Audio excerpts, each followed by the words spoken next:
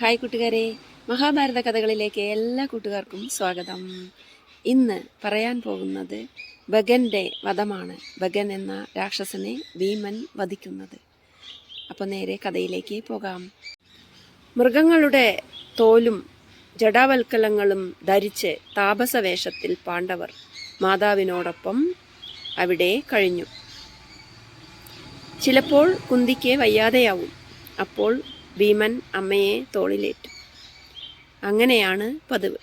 അങ്ങനെ ഒരു നാൾ വേദവ്യാസൻ പാണ്ഡവരെ കാണാൻ അവരുടെ അടുത്തേക്ക് വന്നെത്തി. എന്നിട്ട് ഇങ്ങനെ പറഞ്ഞു: എനിക്ക് കൗരവരെയും പാണ്ഡവരെയും ഒരുപോലെ ഇഷ്ടമാണ്. നിങ്ങൾക്ക് സംഭവിച്ചതെല്ലാം ഞാൻ അറിഞ്ഞു. അന്യായമാണ് നടന്നത്. അന്യായമായ കാര്യങ്ങൾ നടന്നു, അനീതി നടന്നു. നിങ്ങൾ വിഷമിക്കണ്ട. തീർച്ചയായും നിങ്ങൾക്ക് നീതി ലഭിക്കും. നിങ്ങൾക്ക് വരാനിരിക്കുന്നത് നല്ല കാലമാണ്. നിങ്ങൾ ഇനി ഇവിടെ താമസിക്കണ്ട. വേദവ്യാസൻ പാണ്ഡവരോട് ഇങ്ങനെ പറഞ്ഞു. ഇവിടെ അടുത്തു തന്നെ സുന്ദരമായ ഒരു നഗരമുണ്ട്, ഏകചക്ര. അവിടേക്ക് നിങ്ങളെ ഞാൻ കൂട്ടിക്കൊണ്ടുപോകാം. അങ്ങനെ വേദവ്യാസൻ പാണ്ഡവരെ ഏകചക്രയിലേക്ക് കൂട്ടിക്കൊണ്ടുപോയി. കുന്തിയോട് വേദവ്യാസൻ ഇങ്ങനെ പറഞ്ഞു: ഹേ കുന്തി, നിന്റെ മകൻ യുധിഷ്ഠിരൻ ധർമ്മിഷ്ഠനാണ്.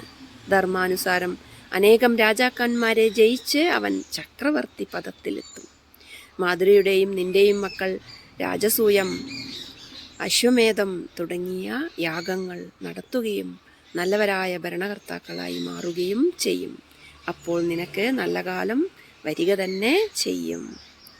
വേദവ്യാസന്റെ ഈ വാക്കുകൾ കുന്തിദേവിക്കും മക്കൾക്കും വേനലിൽ കിട്ടിയ കുളിർമഴ പോലെയായി. അവർ ആശ്വസിച്ചു.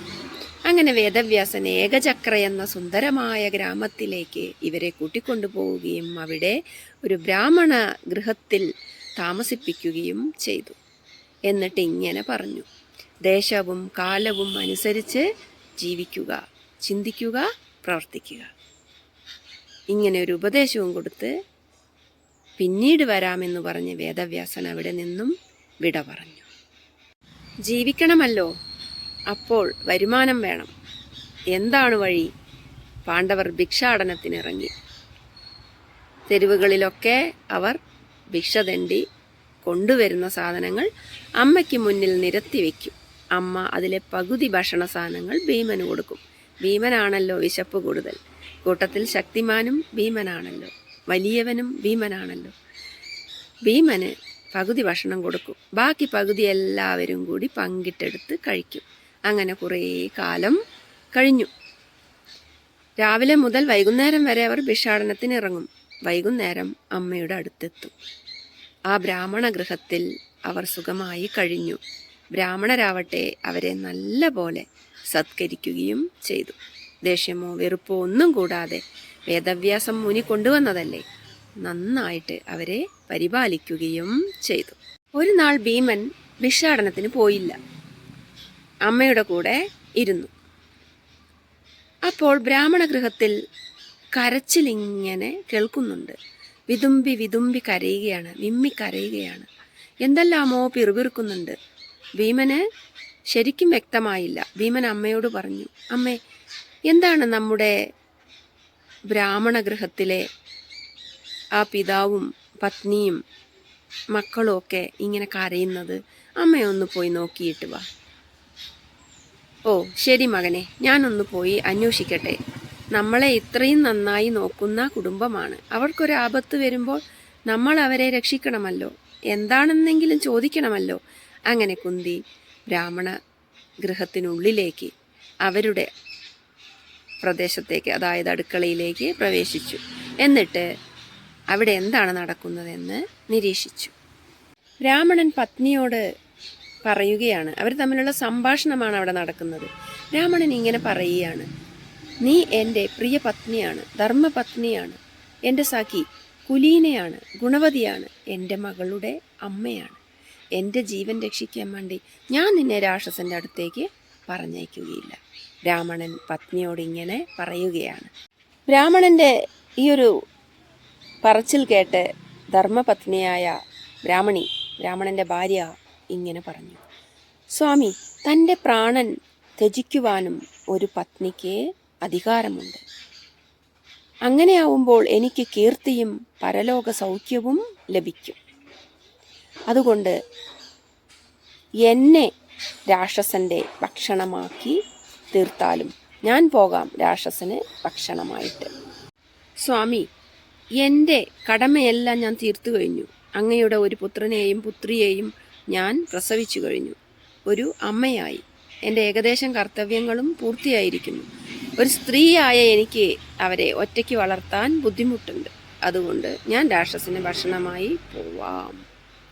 ഇത് കേട്ട് സ്വാമി ബ്രാഹ്മണൻ വിലപിച്ചു. അയ്യോ, എൻ്റെ ധർമ്മപത്നിയെ ഞാൻ എങ്ങനെ രാക്ഷസന് ഭക്ഷണമായി കൊടുക്കും? അപ്പോൾ പുത്രൻ കയറി വന്നു. അച്ഛാ, അമ്മേ, ഞാൻ പോകാം രാക്ഷസന് ഭക്ഷണമായിട്ട്. അപ്പോൾ മകൾ വന്നു പറഞ്ഞു, വേണ്ട ഏട്ടാ, വംശം നശിക്കും. വംശം നിലനിർത്താൻ ഏട്ടൻ്റെ ജീവിതം അത്യാവശ്യമാണ്. അച്ഛനും പോവേണ്ട, അമ്മയും പോവണ്ട. എന്നെ എന്നായാലും വിവാഹം കഴിച്ച് വേറൊരു വീട്ടിലേക്ക് പറഞ്ഞു വിടാനുള്ളതല്ലേ. അതുകൊണ്ട് ഞാൻ പോകാം രാക്ഷസന് ഭക്ഷണമായിട്ട്. അങ്ങനെ പരസ്പരം അവർ ഇങ്ങനെ വിലപിക്കുന്നു, കരയുന്നു. സംഭവം എന്താണെന്ന് കുന്തിക്ക് മനസ്സിലായി. കുന്തി പതുക്കെ അവരുടെ അടുത്തേക്ക് ചെന്നു. എന്നിട്ട് ഇങ്ങനെ പറഞ്ഞു, അല്ലയോ ബ്രാഹ്മണ, അങ്ങാണ് ഞങ്ങൾക്ക് സംരക്ഷണം നൽകിയത്. അങ്ങ് ഞങ്ങളെ കുറേയായി സത്കരിക്കുന്നു. നല്ലവണ്ണം, നല്ല പോലെ. അങ്ങക്ക് 2 മക്കളല്ലേ ഉള്ളൂ, എനിക്ക് 5 പേരുണ്ട്. അതുകൊണ്ട് ഏറ്റവും ശക്തനായ ഭീമൻ ഇന്ന് ഭഗന് ഭക്ഷണവുമായി പോകും. ആ കാട്ടിൽ ഭഗൻ എന്ന വലിയ ഒരു രാക്ഷസൻ താമസിച്ചിരുന്നു. ചുവന്ന കണ്ണുകളും ചുവന്ന രോമങ്ങളുമുള്ള ഭഗൻ, പേര് പോലെ തന്നെ ഭഗൻ, വലിയ ഒരു രാക്ഷസൻ, അതികായനായ ഒരു രാക്ഷസൻ. കുന്തിയുടെ ഈ പറച്ചിൽ കേട്ട് ബ്രാഹ്മണന് സങ്കടമായി. അയ്യോ, നിങ്ങൾ ഞങ്ങളുടെ അതിഥികളല്ലേ, അതിഥികളെ കൊലയ്ക്ക് കൊടുക്കാനോ? വേണ്ട വേണ്ട, എൻ്റെ മകൻ അല്ലെങ്കിൽ ഞങ്ങൾ 4 പേരും കൂടി രാക്ഷസന് ഇന്ന് ഭക്ഷണമായി പോവുക തന്നെ. ഹേ താപസി കുന്തിദേവി, നിങ്ങൾ നിങ്ങളുടെ മകനെ അയക്കേണ്ടതില്ല. ഞങ്ങൾ തന്നെ പോകാം. അവന് 2 പോത്ത് വേണം. ഭഗൻ എന്ന രാക്ഷസന് 2 പോത്ത് വേണം ഒരു ദിവസം.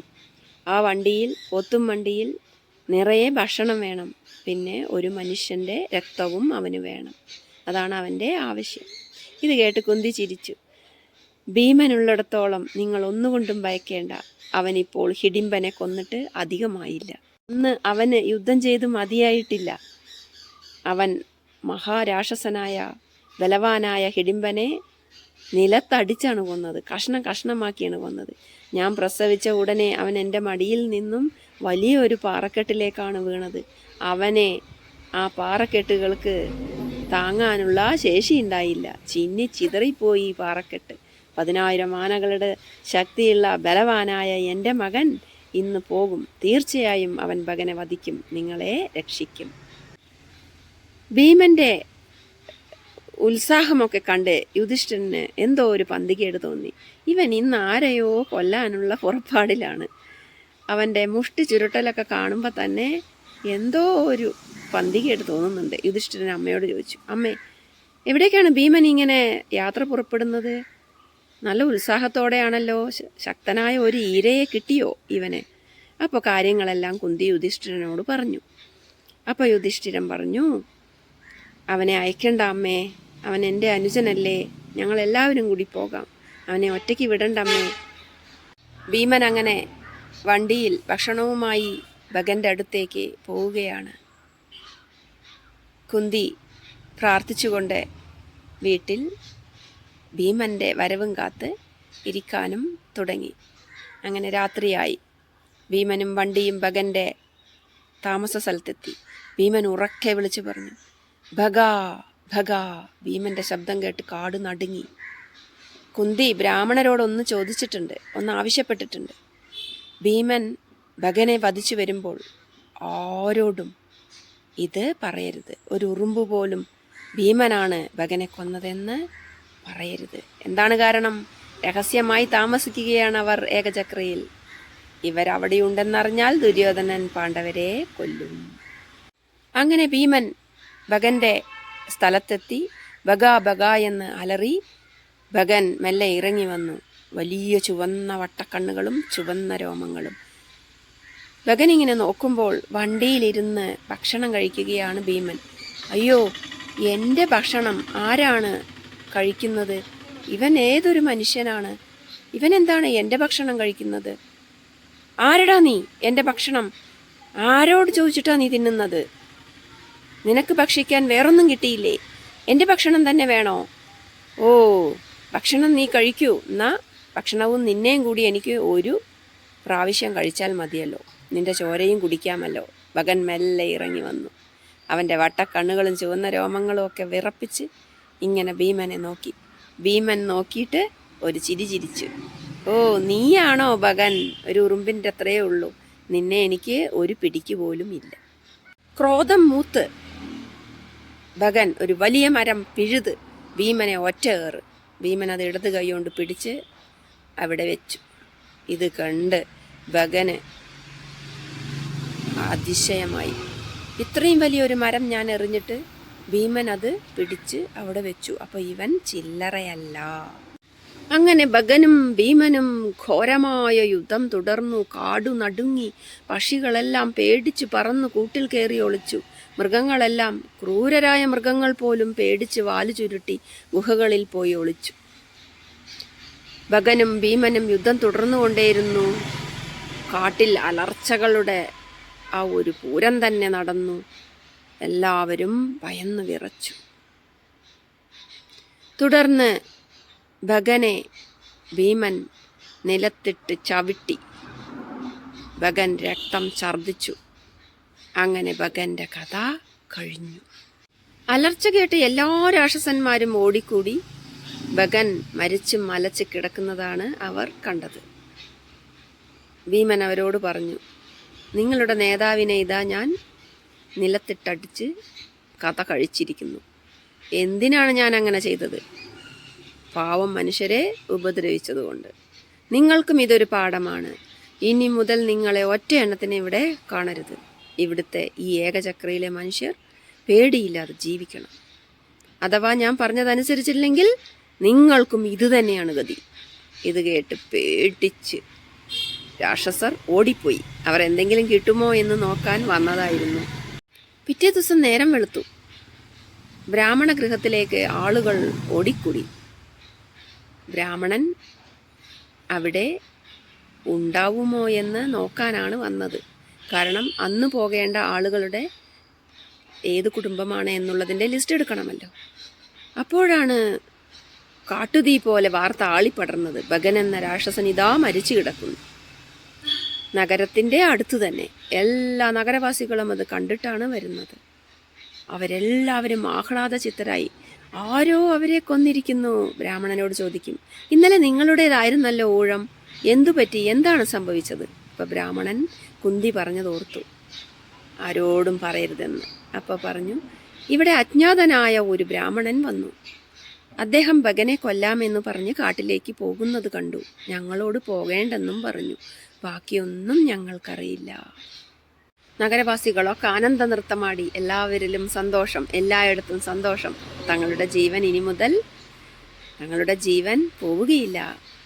മരണത്തെ ഭയക്കേണ്ടതില്ല. അവർ അതിയായി സന്തോഷിച്ചു. പിന്നെയും കുറേ നാൾ ബ്രാഹ്മണന്റെ വീട്ടിൽ ഭീമനും അമ്മയും സഹോദരങ്ങളും ജീവിച്ചു. അവർ ഭിക്ഷാടനം നടത്തി. വേദങ്ങൾ അവർ അഭ്യസിച്ചു. അങ്ങനെ കുറേ കാലം കഴിഞ്ഞു. അങ്ങനെ ഭഗന്റെ കഥ കഴിഞ്ഞു. അവർ സന്തോഷമായി ജീവിച്ചു വന്നു. ആ സമയത്ത് ഒരു ബ്രാഹ്മണ ഗൃഹത്തിലെത്തി കുന്തിയോട് ഇങ്ങനെ പറഞ്ഞു, ദ്രുപദന്റെ കൊട്ടാരത്തിൽ ഒരു സ്വയംവരം നടക്കുന്നു. സ്വയംവരം എന്നാൽ കല്യാണം. പണ്ടൊക്കെ രാജാക്കന്മാർ എല്ലാവരും വന്ന് രാജകുമാരി അവൾക്കിഷ്ടമുള്ള പുരുഷനെ മാലയിട്ട് പരിണയിക്കും. അതായിരുന്നു സ്വയംവരം. ദ്രുപദന്റെ മകളായ ദ്രൗപദി ആണ് സ്വയംവരത്തിനായി തയ്യാറായി നിലകൊള്ളുന്നത്. ദ്രോണരുടെ ശത്രുവാണ് ദ്രുപദൻ. ഇപ്പോൾ അവർ മിത്രങ്ങളായി എങ്കിലും ഉള്ളിൽ കനത്ത പക ദ്രുപദൻ കൊണ്ടു നടക്കുന്നുണ്ടായിരുന്നു. കാരണം ദ്രുപദനെ തോൽപ്പിച്ചാണ് ദ്രോണർ, തൻ്റെ ഈ കൗരവരെയും പാണ്ഡവരെയും ഉപയോഗിച്ചുകൊണ്ട് ദ്രുപദനെ തോൽപ്പിച്ചുകൊണ്ടാണ് ദ്രോണരെല്ലാം നേടിയത്. അതിലുള്ള കനത്ത പകയുമാണ് ദ്രുപദൻ നടക്കുന്നത്. ദ്രുപദൻ എങ്ങനെയാണ് ദ്രൗപദി ഉണ്ടായതെന്ന് പറയാം. ദ്രോണാചാര്യരോട് തോറ്റ ദ്രുപദന് പിന്നീട് സംഭവിച്ചതാണ് പറയുന്നത്. അദ്ദേഹം കൽമാഷി എന്ന ഒരു പ്രദേശത്തെത്തി. ഗംഗയുടെ തീരത്തുള്ള ഒരു പ്രദേശമാണ് കൽമാഷി. അവിടെ ഈ ബ്രഹ്മചാരികളാണ് താമസിച്ചിരുന്നത്. കല്യാണമൊന്നും കഴിക്കാതെ ഘോര തപസ്സിൽ ഏർപ്പെട്ടുകൊണ്ടിരിക്കുന്ന ബ്രാഹ്മണർ. അവിടെ യാജനെന്നും ഉപയാജനെന്നും 2 ബ്രാഹ്മണർ ഉണ്ടായിരുന്നു. അവരുടെ അടുത്ത് ദ്രുപദനെത്തി തൻ്റെ കാര്യങ്ങളൊക്കെ പറഞ്ഞു. എനിക്ക് ദ്രോണരെ തോൽപ്പിക്കാൻ പറ്റിയ ഒരു പുത്രനെ വേണം. അതിനുള്ള ഒരു യജ്ഞം, ഒരു യാഗം നിങ്ങൾ നടത്തിത്തരണം. ഇത് കേട്ട് യാജനും ഉപയാജനും നമ്മുടെ ദ്രുപദനോട് ഇങ്ങനെ പറഞ്ഞു. ഉപയാജനോടാണ് ആദ്യം ദ്രുപദൻ പോയി ചോദിക്കുന്നത്. എനിക്കൊരു പുത്രനെ വേണം, യാഗം നടത്തിത്തരണം, 10 കോടി പശുക്കളെ ദാനമായി തരാം. അപ്പോൾ ദ്രുപദൻ്റെ ഈ ഒരു വാക്ക് കേട്ടിട്ട് ഉപയാജൻ ഇങ്ങനെ പറഞ്ഞു. എൻ്റെ ഏട്ടൻ യാജന് നിങ്ങളെ സഹായിക്കാനാവും. ശുദ്ധം അശുദ്ധം എന്നൊന്നും അദ്ദേഹത്തിനില്ല. ഞാൻ അങ്ങനെയല്ല. ഞാൻ ശുദ്ധമായ വഴികളിൽ കൂടി സഞ്ചരിക്കുന്നയാളാണ്. അതുകൊണ്ട് യാജനോട് ചെന്ന് ചോദിക്കൂ.